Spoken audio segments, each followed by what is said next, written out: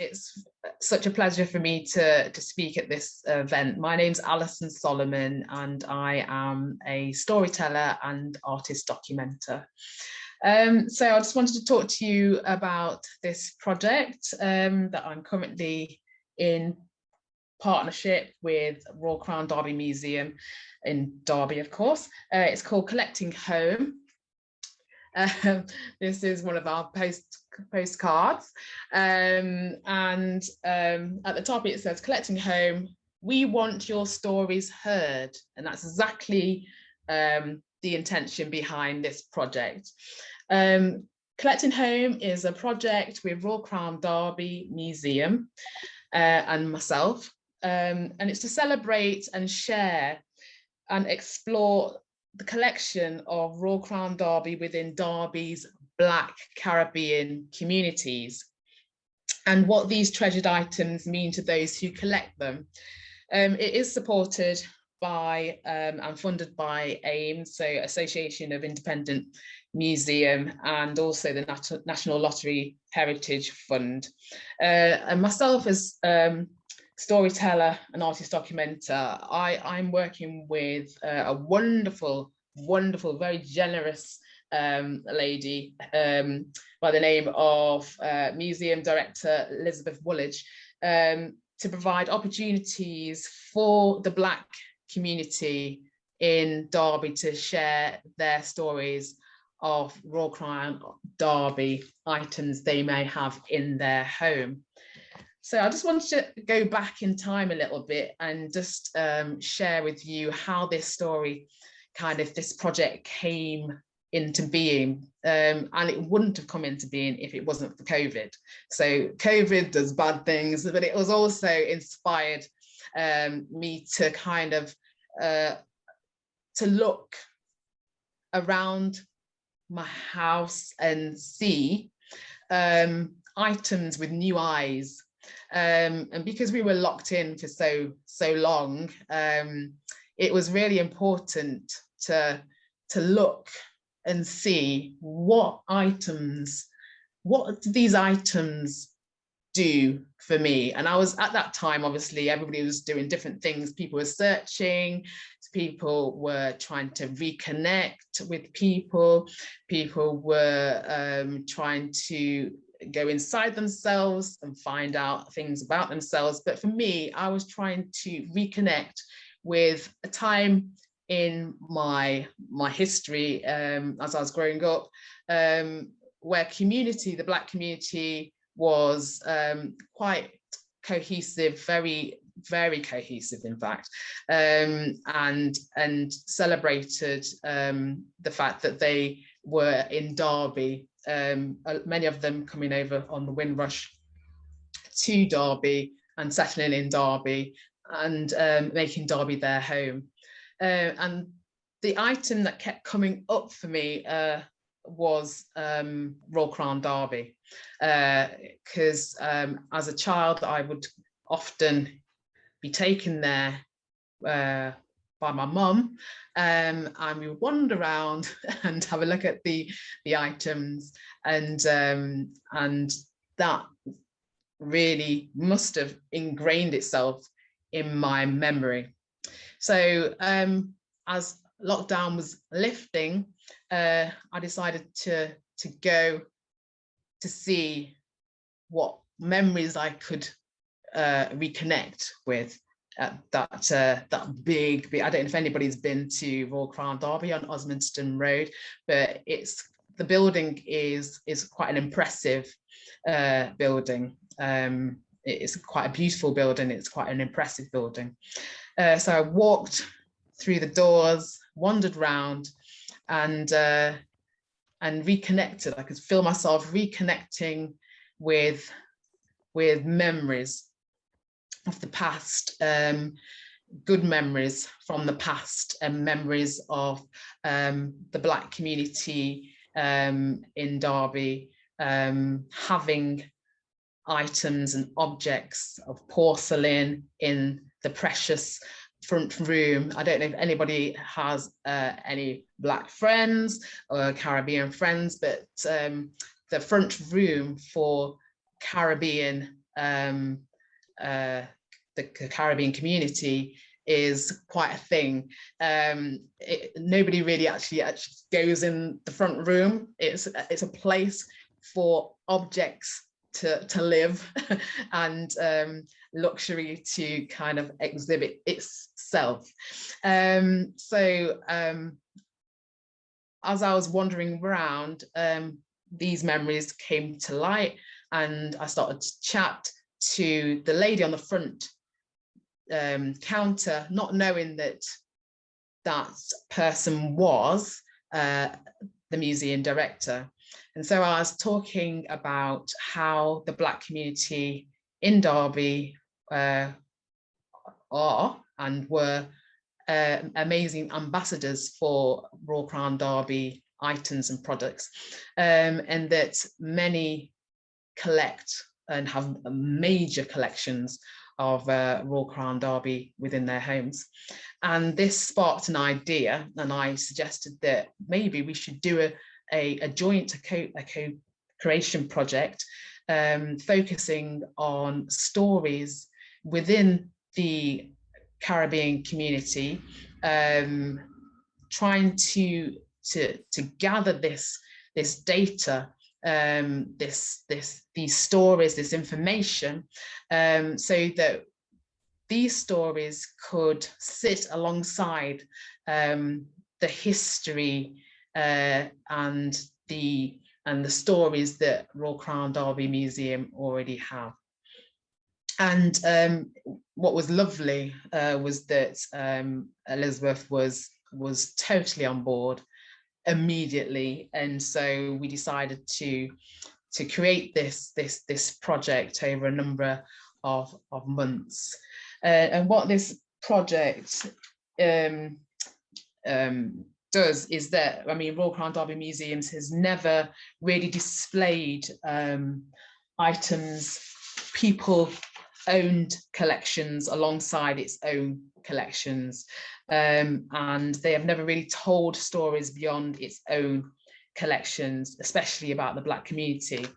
They did, however, start to explore collections amongst the Gypsy community, because again, the Gypsy community are quite big collectors of Royal Crown Derby too. I just want to talk to you about the method, the process that we employed in order to get to this stage, because this is a story which is yet to be finished. We're only kind of not even midway through this story. We won't finish this story until October time. So you caught us a mid storytelling, really. So the process behind this has been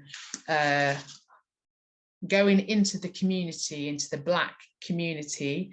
This has really been my area, because obviously I'm a member of the Caribbean community in Derby. What has been interesting is that, and what I know from previous oral history projects, is that we're never to assume that because we're a member of a particular community that they will immediately want to participate in a project like this. And so it has been months and months of reconnecting, connecting, and inspiring people about the project. Basically starting again, talking to individuals, talking to community members and elders, and talking to businesses and organizations and institutions. What has been very interesting is that it has been a gradual process.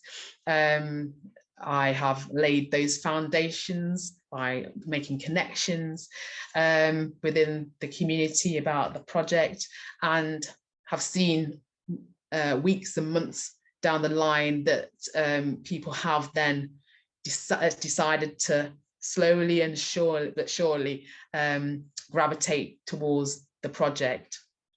And that has been a really nice thing to see as the community starts to blossom. What has been interesting too is that I think because my past life has been as a casting director, I kind of like to mix things up a little bit. So I wanted to start with connecting with people that really don't have a voice within the community. So I didn't really start with community groups, those big community groups that are well known within Derby. I've started with individuals. I've started with people who feel they don't have anything to actually share, and to kind of to encourage them to be part of this project. It has been interesting. Can people still hear me? No, they can't. Can you still hear me? Yeah, all good. Oh, brilliant. Thank you. It's been interesting because people have then started to gain confidence and move forward. So it's kind of been a reverse pyramid effect. It's kind of a risky process, but because I've got nerves of steel, I don't really mind doing it that way, because I think that it kind of feeds new ideas into the community, and it allows the community to grow further when you've got new blood, new ideas flowing through. So we've had a number of workshops. We've started the workshops now, and it's been wonderful. So let me just share my screen. There we go.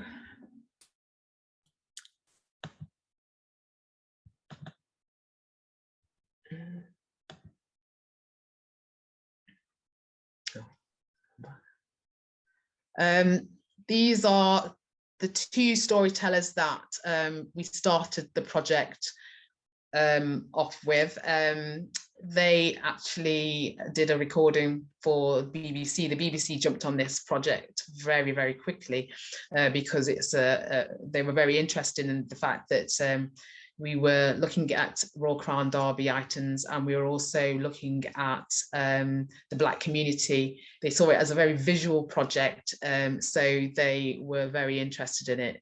And so these two lovely ladies came in and spoke about the project. This is me as part of the workshop, and the workshop is just a 90-minute workshop. It is really there to offer opportunities to adults and community groups to explore their storytelling skills, supported by me and supported by Elizabeth. The workshops are really designed to encourage storytelling as an enjoyable form of self-expression, as well as exploring some of the stories from Royal Crown Derby museums. And this is Elizabeth talking about some of the history behind Royal Crown Derby objects and porcelain. She tells an amazing story about Judge Gary from America and the lavish,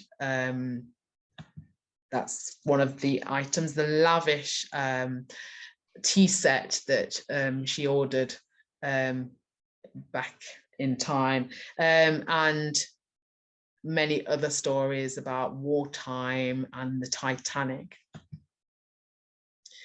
So the groups really sat around.